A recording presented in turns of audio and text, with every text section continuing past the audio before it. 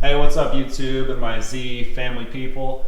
We've got a pretty fun upgrade for the Z today. It's going to be an electric power steering upgrade.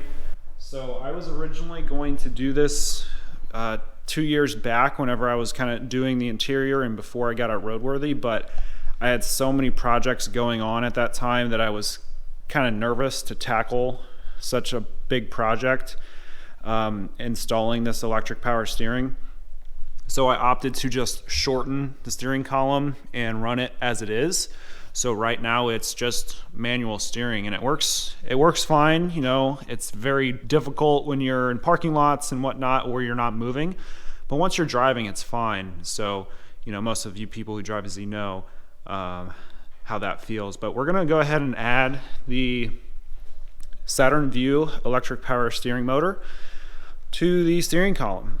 So this is going to be a pretty awesome upgrade. Should make driving it a bit nicer and more, you know, daily drivable. So this is the unit 02 to 07 Saturn Vue power steering. Bought it on eBay just like this about 2 years ago. But like I said, I had so many things going on, I didn't want to tackle this project. But now I'm kind of fixing up and tying up all the loose ends.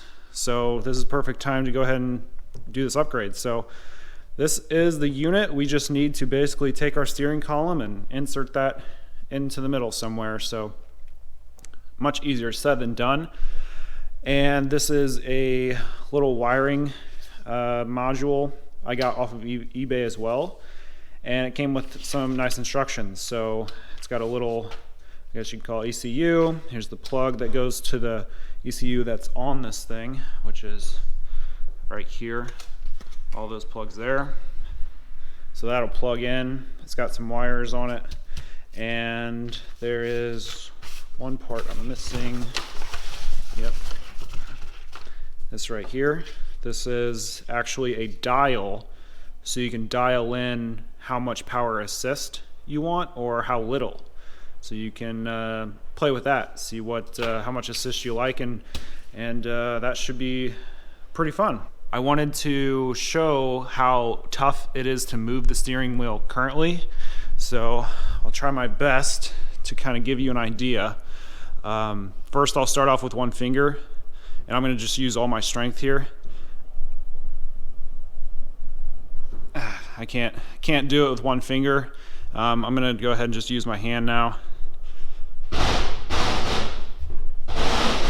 It does take quite a bit of force.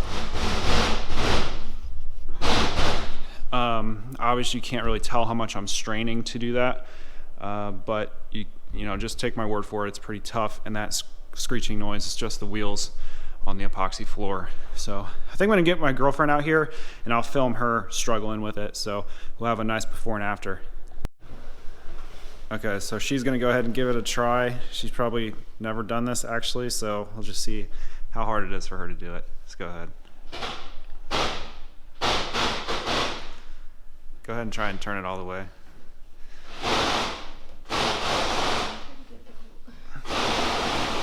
Can you use one hand and do it?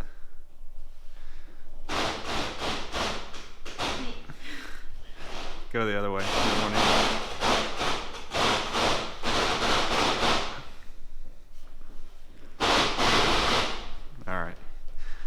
So that's what we're going to try and upgrade. Put this electric steering in there and see how much of improvement we get.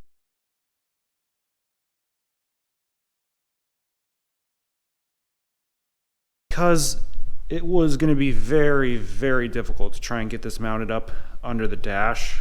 Not only is it kind of tight up there, the steering wheel, the steering column is also telescoping, so it allows the you know, if you were to get in a crash, the steering column will collapse, and by inserting the motor, doing it myself, I was probably going to have to eliminate that feature, which I didn't really want to do.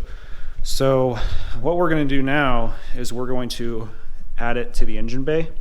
So we've got it kind of disassembled already, and this is the steering shaft down to the steering mechanism down there, and it's just one long straight bar. So that is pretty much as easy as you can get with this. So we've been mocking up the motor in here. It's going to kind of sit down there. And now I am going to get it mounted in the car first, and then I'll start sectioning this bar to weld on to the end of the motor. So kind of change of plans, and we're going to go ahead and add it to the engine bay in between this steering shaft there. So we've got a little bit of modification I wanted to do to the motor itself. So just the way it's going to be mounted in the car, this is going to be one of my mounting points. It's going to mount basically to the frame rail. So I don't need this long bar all the way up, so I'm going to cut it off right here to leave just this knuckle, and then I'm going to cut it here because I don't need any of that, and it'll help with, you know, clearance because it's very tight. So I'm going to cut this up, and then hopefully I'll talk to you when I get it bolted into the car. All right, I got a little break here while I'm waiting for this bracket. I just bent over for a 90. It's not totally straight yet, but I've got some more work to do while I wait for it to cool off because I had to heat it up. I'll go ahead and give you an update of what I got going on in the car. A lot of things happening. So it's in there. It's loosely mounted. I've got one bolt right there that I drilled kind of not on the frame rail, but that little metal that hangs back that mounts the torsion rod. So I've got one bolt there. I had to make a little spacer, and I'll get you in a little bit closer.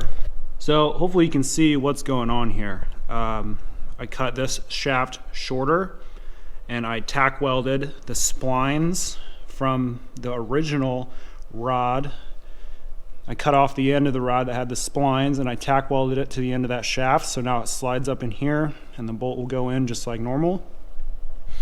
I'm going to have some mounting brackets. This hole here is going to come up and attach to this hole and this hole. It's what the L is going to be for. It's why I had to bang it in place. And I got this U-joint here just to make things a little bit easier, so I didn't have to weld again to the end of this shaft. I can kind of bolt it in place, and that allows me to connect to the steering rack. So, you know, really, I just section the steering column, use that joint, connect the joint to the outside of this shaft, and then, like I said, I welded that in. So really, it is working in a sense that I can turn the steering wheel both ways. I don't get any binds, which I've definitely tested. And now I'm just going to finish up making this one bracket so I can get it a bit more secure, and then I'm going to go ahead and start wiring it up because I probably should wire it up now, but I want to make it a bit more secure before I wire it up and start messing with it. So I want to build another bracket before I wire it up and start testing it. You can see those wires there.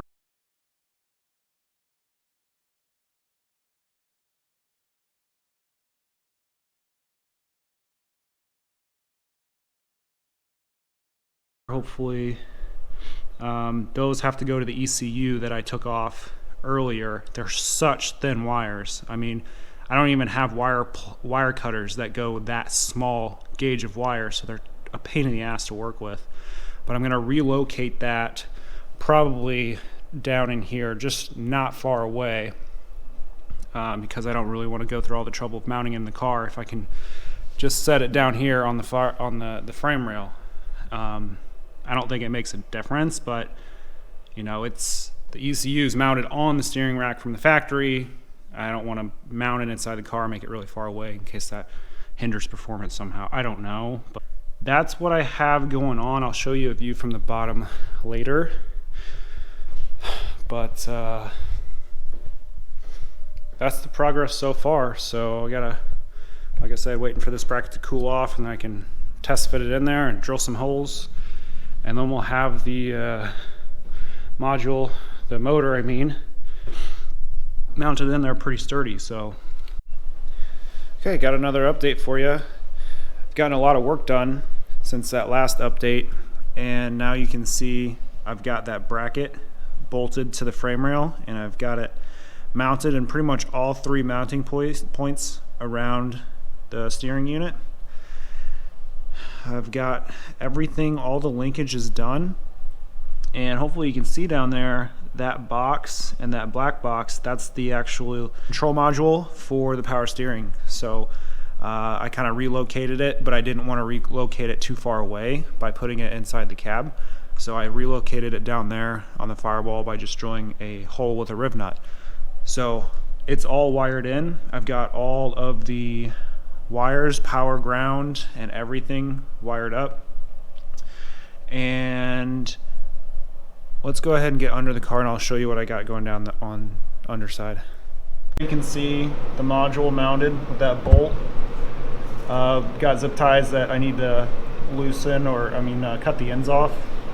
But essentially we've got, there's about 4 wires coming from the actual unit, plus 2 more wires for the power and ground. Those come over and plug in here above this one.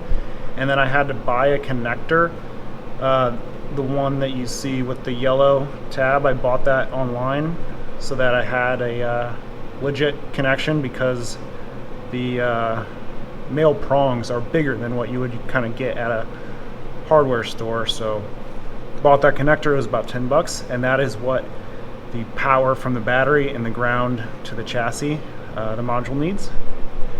This unit here is for the sensitivity dial. Got that ran into the car, and that's pretty much it. One thing you want to note is that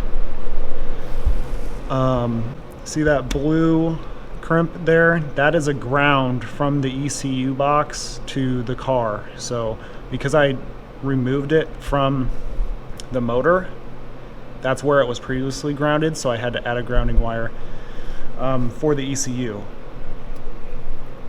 And then the power wire, 10 gauge, is coming to not the best setup, but I needed a junction for all of my powers, for my alternator, for my battery, and this is where I have it, because they won't all fit on the starter now.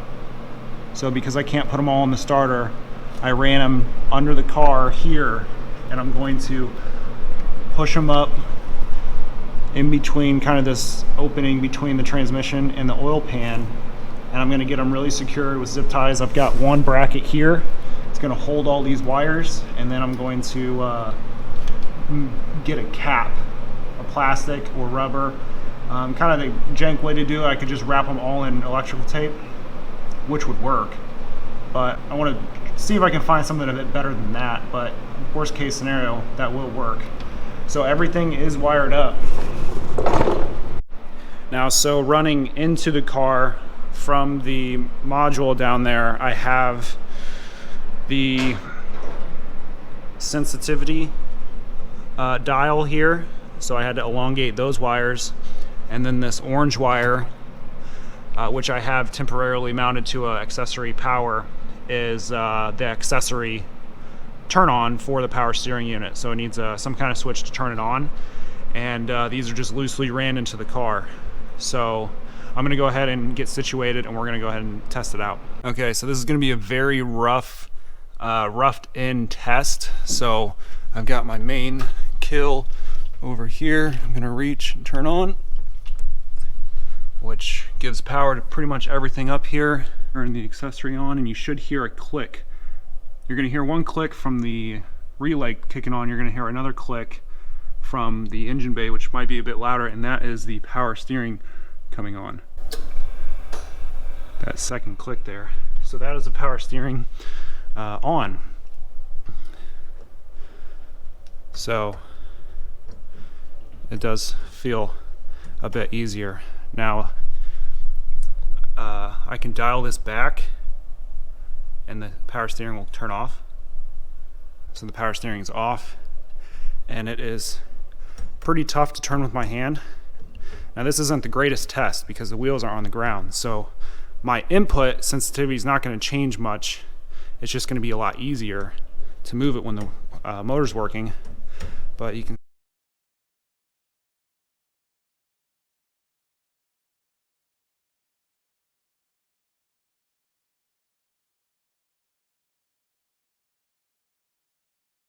hopefully kind of see the stress. I'm going to dial it back up. You hear the motor kick on. There it goes.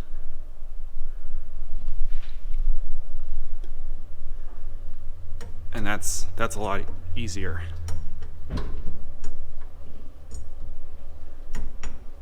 So it is working. And then the real test is going to be when I get all this button back up together and put on the ground. So I've got quite a few more projects I need to do while this is all taken apart. And so I will talk with you whenever the car's back on the ground and we can put it in a real test with the wheels on the ground. Okay, so now that we've got the power steering motor installed, fully installed this time, and everything's wired up, I've got the assist dial in there. We've got it turned all the way up for this test. So she's going to go ahead and turn the power on, the main kill switch, and then hit the accessory button for the motor, and that click there was it turning on. And so now we are good to go. She's going to turn it to the left, and there you go. And then turn it to the right, use one hand.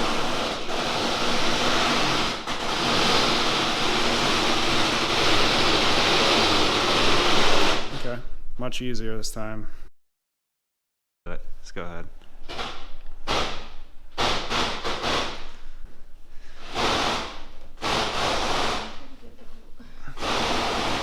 Then there you go. And then away.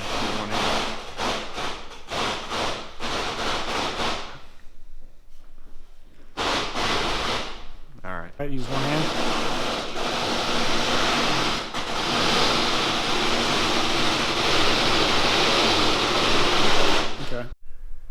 Okay, so we're going to go ahead and just kind of conclude this video here. This is definitely a kind of expert level. I'm no expert, but this is a pretty difficult installation. You don't want to mess anything up. You don't want to cut corners. You're talking about your steering system here, and you have to make sure that's done right. So I'll just go over kind of what I did here. I probably skipped a few things that I did because it was a pretty long process. It took a couple weeks to get all this done, but I'll just point things out to you here. And you know, this is on a 1JZ, so your engine bay is probably going to be a little bit different, but the idea is the same. As long as you have room to fit this motor in here, it'll be good. If you have like a V8 or something, you'll probably have to put it under the dash. That might be a bit more work. Not sure, but this is the route I chose to take. So we've got this bracket here, securely bolted to the frame rail, and 2 bolts under the motor, and I added a side bracket too that bolts to the side of the frame rail. I'll pop a picture up of what that ended up looking like. So it's got 2 bolts on the frame rail, and then I have a bolt right here, right there. Got all the wiring down here. You can see that module, or that kind of ECM, is mounted to the frame rail. Everything is wired up, and you know, power from the battery going to the motor, things like that. So hopefully, you know, this gives you an idea of what it took to install, and it's definitely worth it in my opinion. You know, I bought that motor off of eBay for about 130 bucks, and then the controller, which we'll step in here.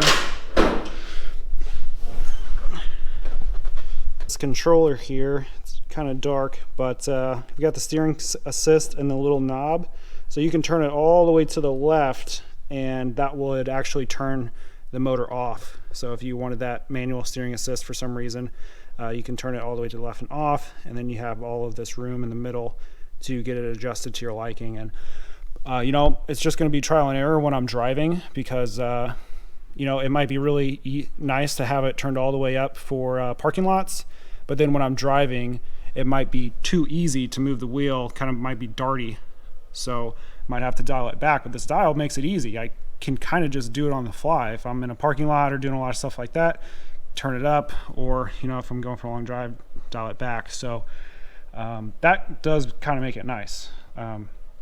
So that is that's it for this install, guys. Appreciate y'all watching, and I will see you in the next one. Hit me up with any questions in the comments. I'll do my best to help you. And thanks for watching. Have fun.